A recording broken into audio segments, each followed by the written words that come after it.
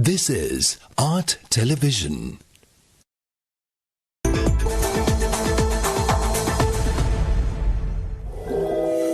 Coming up, State of Business, sponsored by ඔබගේ ආදරණීය වාහනය ආදරයෙන් සුරකින්න ඉකු ටැබ්ලට්ස් භාවිතා කරන්න.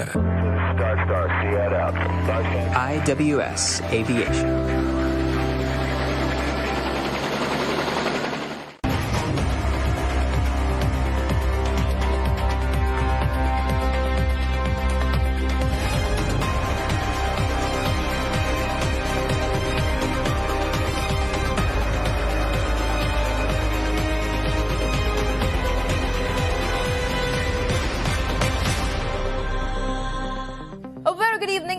Welcome to State of Business on Art Television.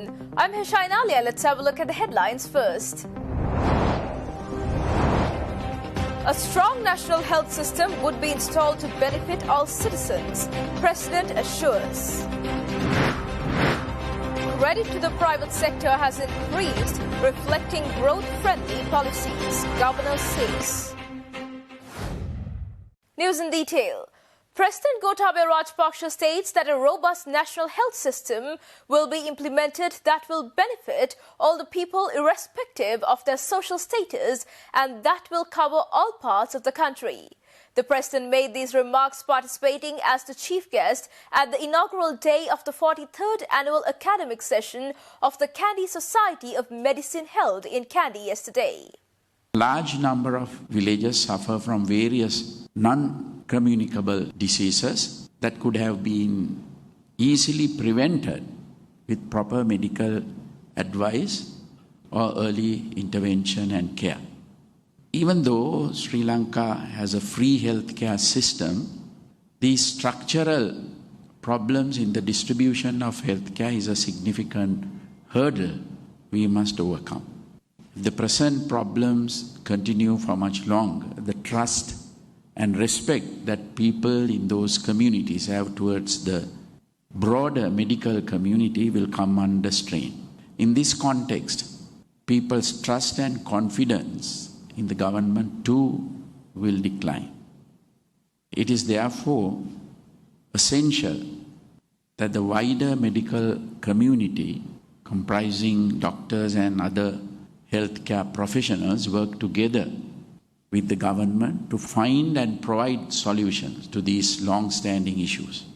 We must build a national healthcare system in which Sri Lankans of all backgrounds and in all parts of the country have access to healthcare at a decent standard. We will need new and innovative initiatives to ensure this in a short span of time.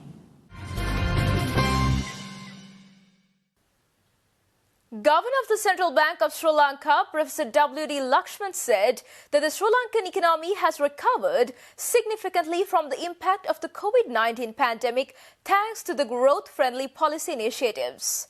The governor made this point during the Monetary Policy Review press briefing held in Colombo this morning. GDP growth rate for 2020, which turned out to be less severe than initially projected in the backdrop of the pandemic. The contraction of the Sri Lankan economy in 2020 was 3.6% as per the Department of Census and Statistics. The economy rebounded notably in the second half of 2020 compared to the contraction in the first half of 2020. Central Bank Governor Professor Lakshman also stated that the credit given to the private sector has grown in 2021, reflecting the growth-friendly policies. Low lending rates, excess liquidity in the domestic money market, and the increase in lending to micro, small and medium enterprises are expected to keep the momentum going. Another noteworthy development was the rising pace of credit growth to the private sector, supported by low lending rates, surplus liquidity, and the measures taken by the central bank and the government to promote credit to the needy sectors of the economy at affordable costs.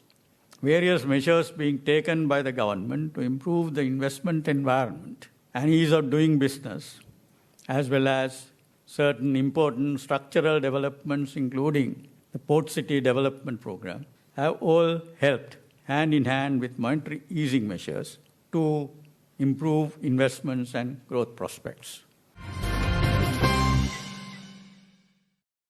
Stay tuned for more news right after this commercial break.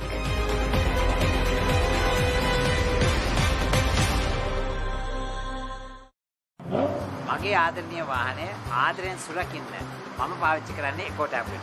ඔයාලගේත් වාහනයට බය නැතුව එකෝ tablet පාවිච්චි කරන්න. ඔබගේ ආදරණීය වාහනය ආදරෙන් සුරකින්න ඉකු tablets භාවිතා කරන්න.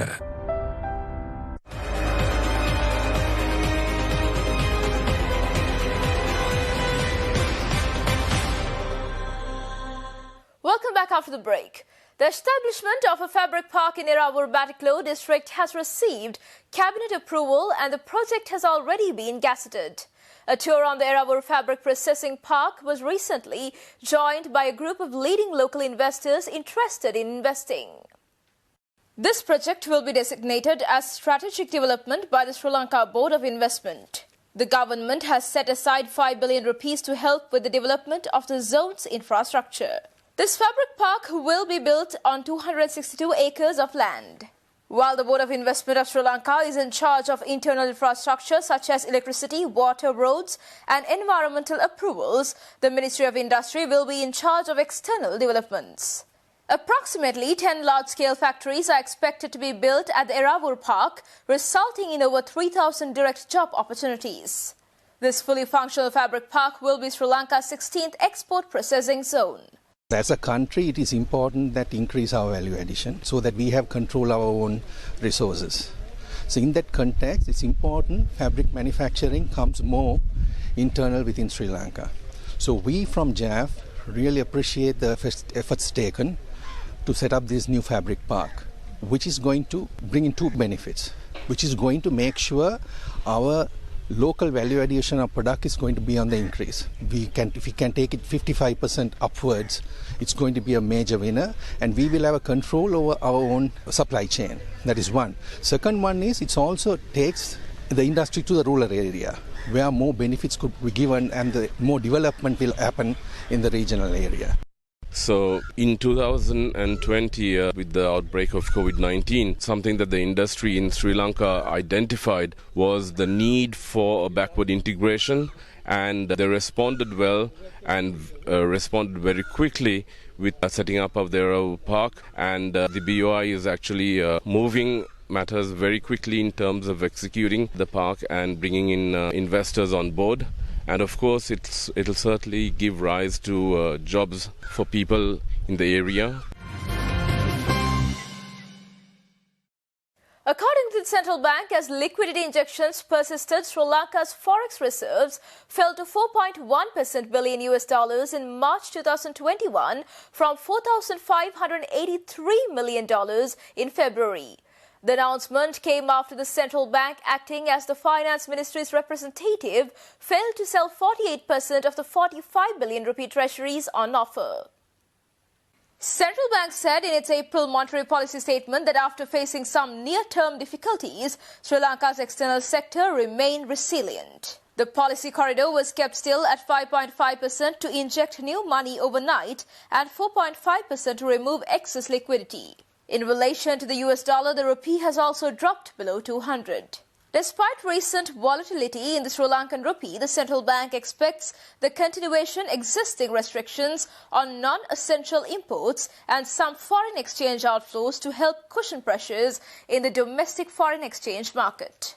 It was also reported that at the end of March 2021, gross official reserves were expected to be 4.1 billion US dollars with a 3-month import cover. More liquidity has been pumped into the system this week by outright bill purchasers. According to the statement, the central bank and the government continue to work with investment and lending partners to obtain foreign funding, and they remain committed to meeting their foreign currency debt service obligations on time. Sri Lanka has announced that it has already paid 1.2 billion US dollars of its 5.8 billion US dollar maturing loans this year. Parliamentary sessions were suspended for 5 minutes due to a tense situation this morning.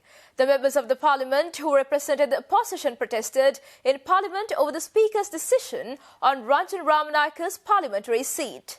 The tense situation arose due to an argument between Minister Chamal Rajpaksha and SJB MP Sarath Fonseca, who said that he was not allowed to attend Parliament as an MP when Chamal Rajpaksha was a Speaker in Parliament. Accordingly, by operation of law, Honorable Ranjan Ramanayake would cease to be a Member of Parliament from the date of the conviction was entered upon by the Supreme Court. However, Honorable Ranjan Ramanayake, through his lawyers, petitioned the Court of Appeal by way of a writ application that by virtue of the conviction he would not lose his seat, and requesting the court to grant a prohibition or an restraining order preventing the Secretary General of Parliament from informing the Chairman of Election Commission that a vacancy has arisen in the 9th Parliament consequent to the Honorable Ranjan Ramanayake vacating his seat. The Court of Appeal has not accepted this position and has dismissed the case without issuing any formal notice to the respondents. Why are you in a hurry to send this letter out to the Election Commission or the Chairman of the Commission to expedite this matter? Please give him his right to appeal. That's the human right. You have conveyed your idea. Let me explain myself. Right? Don't. The whole of your speech, your request, is baseless, because Secretary General of Parliament, he has acted, it is according to the judgment that has been given, acted upon the Constitution, and it has been supposed to be a ministerial duty where no person can question or no person can question about it. Right? He has to do it, otherwise he will be the victim of the law. As a result of an order by court and reported to Parliament and thereafter reported to the Commissioner of Elections, and a vacancy has been created. මට කැලෑ උසාවියකින් යුද හමුදාවේ දඩුවමක් දුන්නා. මම මාස 8ක් remand කරගෙන හිටියා හිර කරගෙන. ඒ දඬුවම දුන්නම අපි උසාවි 3කට ඇපීල් කරා. ඇපීල් 3ම තියෙද්දිත් මට දඬුවම දුන්න දවසේ ඉඳලා මේ කතානායකරයා මෙතන වාඩි වෙලා ඉන්න. මට පාර්ලිමේන්තුවට එන්න දුන්නේ නැහැ. Stay tuned for stock updates.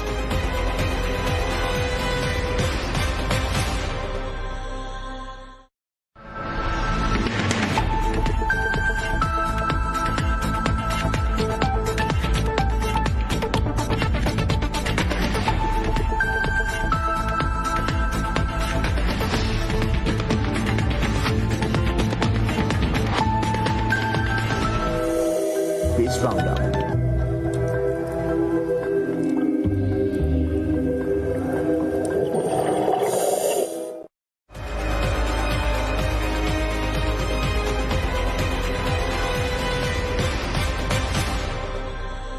Welcome back after the break.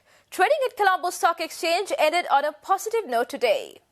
The All-Share Price Index gained by 102.20 points to close at 7,412.46, and the S&P SL20 gained by 47.77 points to close at 3,002.71. The turnover was 3.9 billion rupees and over 150 million shares were traded. Up next are Forex rates.